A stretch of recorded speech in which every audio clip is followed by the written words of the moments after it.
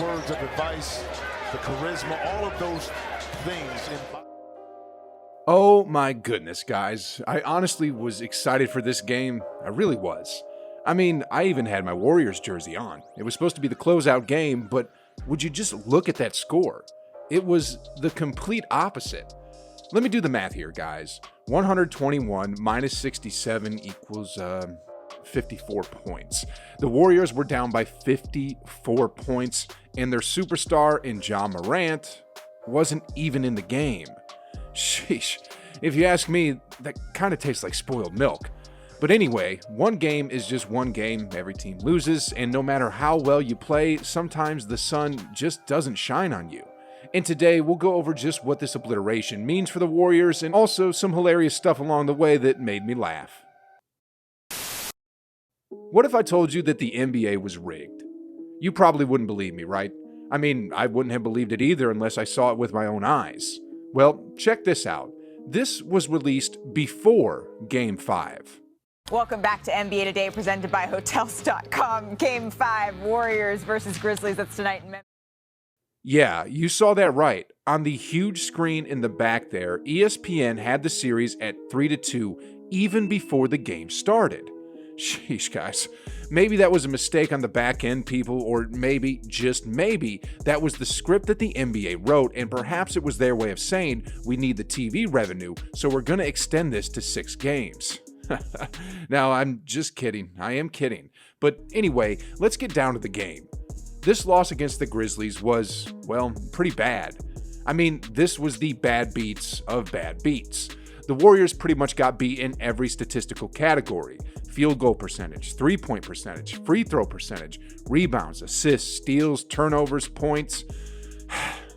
It wasn't a pretty game to watch. And if I were to use my arrows and dings to break it down, it'd take like an hour, I think.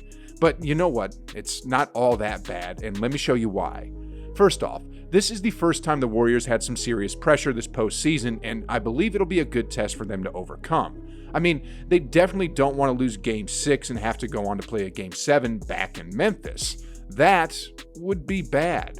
Pressure makes diamonds, and this will definitely make the team stronger overall as they advance deeper in the playoffs. Next off, the last bad loss the Warriors had all season was against the Milwaukee Bucks on January 14th earlier this season. And do y'all remember what happened in the very next game? If not, let me remind you. So, the Warriors, after getting blown out by the Bucks, actually came back and had their highest scoring output of the regular season and completely obliterated the Chicago Bulls 138-96. So you know what? The Grizzlies may have gotten a victory in Game 5, but I have a feeling that in Game 6, which is going to be at the Chase Center, that the Warriors are going to have a surprise for them. And speaking of Game 6, I know it's been a while, but hey, is anyone getting that feeling that a Game 6 Clay is going to make an appearance? Chances are that, as a result of his competitive spirit, he took this blowout loss personally. And even at this moment, he's probably zoning in mentally to make sure that the next game is going to be a statement win. Just for a quick FYI, if you're not familiar with what a Game 6 Clay is capable of, just think of these numbers. 41 points and 11 for 16 from beyond the arc. Sheesh, guys. If that version of Clay shows up for this next match against the Grizzlies, then this series is going to be over before the sun sets. Anyway, that's all I'm going to say for Game 5, but honestly, I'm not too worried about it. And after listening to Draymond's podcast, he isn't either. The Warriors will readjust and eliminate the Grizzlies on home court. That's a guarantee. And with that being said, I'm going to pivot here a bit to something a bit more lighthearted.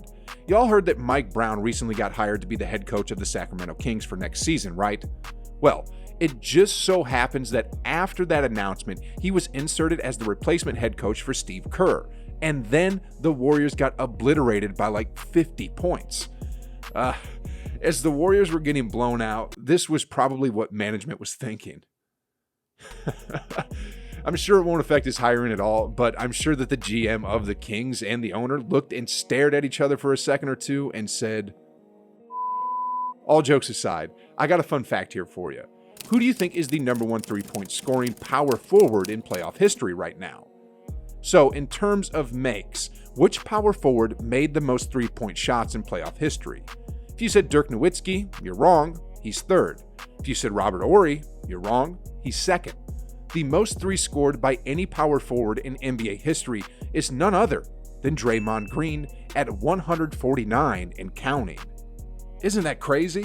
I guess Draymond is a Splash Brother now too. Anyway, next off, I got to talk about the Poole and Morant thing going on. And I mean this. Happened right here on this play. You see Jordan Poole go grab it. And then yeah, that's what they made the whole fuss on. That had every analyst on TV talking. Let's look at that again. And then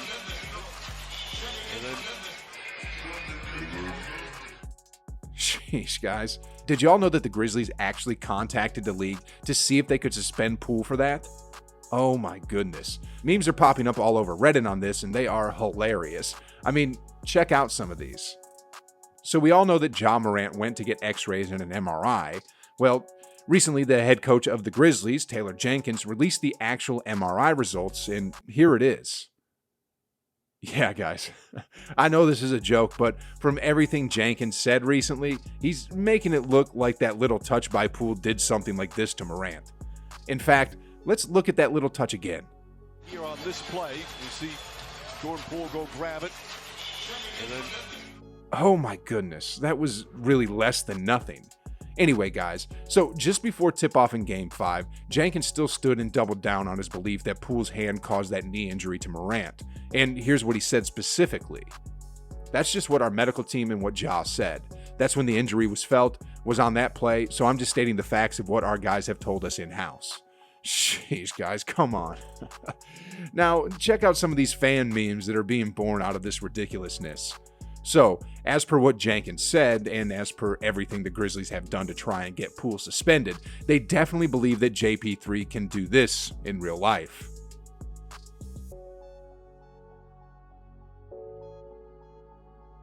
Next off, Prior to the game, Jordan Poole tried to give him some love, and he did get some from Ja there. this was happening right before tip-off, and if Jordan Poole is as strong as Taylor Jenkins thinks he is, then the Grizzlies head coach must have been having a heart attack here because, dang, this should have caused Morant to miss all of next season. And also, the reason that the Splash Brothers haven't been shooting the lights out recently is because, you guessed it, Jordan Poole is breaking their hands. I mean, dang, look. Poole is literally grabbing Klay's hand and wrist here. According to how strong Jenkins thinks Poole is, Klay should be out indefinitely now. Then in this next image, that high five should have put Curry out on a stretcher. And then on the bench, another reason why Klay's shots have been a little off is because Poole further went on to injure Klay here. Look at that, guys. Doesn't that hurt? Anyway, I think Jenkins just needs to stop, and I think this joke has gone on too long.